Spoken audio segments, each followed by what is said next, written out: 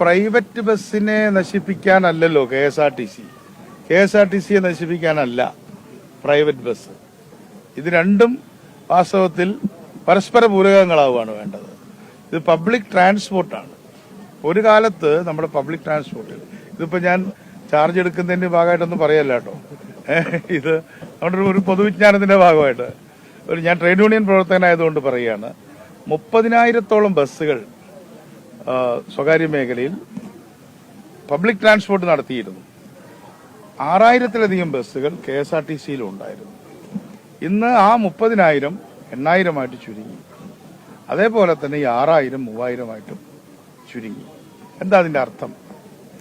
കേരളം വളരെ മാതൃകയാണ്, 1-ാം നമ്പർ എന്നൊക്കെ പറഞ്ഞാലും പബ്ലിക് ട്രാൻസ്പോർട്ട് ആണ് വാസ്തവത്തിൽ ഒരു പുരോഗതിയുടെ ലക്ഷണം.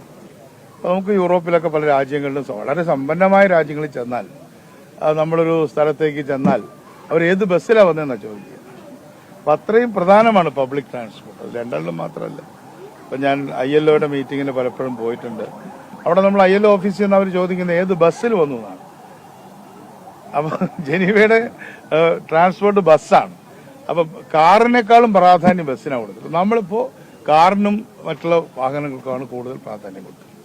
അപ്പൊ രാഹുൽ ഗാന്ധിയുടെ ഈ പ്രഖ്യാപനത്തോടു കൂടി പബ്ലിക് ട്രാൻസ്പോർട്ട് നമ്മുടെ പൊതുമണ്ഡലത്തിലെ ഒരു വിഷയമായി മാറിയിരിക്കുകയാണ്. അപ്പൊ അതിനെ ശക്തമാക്കുക, അതിൽ തന്നെ ഏറ്റവും നല്ല രീതിയിൽ പ്രത്യേകിച്ചും വിമൻ ജെൻഡർ ഫ്രണ്ട്ലി ആയിട്ട് കാര്യം ചെയ്യാൻ പോവാണ്. നിങ്ങളുടെ എല്ലാം പിന്തുണ വേണം. അതിപ്പോ പൊതുവെ UDF ഗവൺമെന്റിന് വേണ്ടി ഞാൻ പറയാം. അവരെ വിളിച്ചു ചേർക്കും, അവരുമായിട്ട് ഇതുമായി ബന്ധപ്പെട്ട ചർച്ചകൾ നടത്തുന്നുണ്ട്. അത് വേറെ, അവർക്കിപ്പോ ഇത് നമ്മൾ നടപ്പാക്കുന്നില്ലല്ലോ.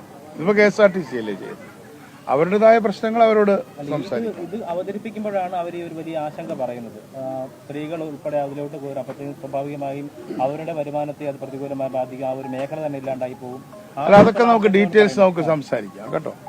എല്ലാം സംസാരിക്കാം. എല്ലാം നിങ്ങളോട് സുതാര്യമായിട്ട് പറയാം.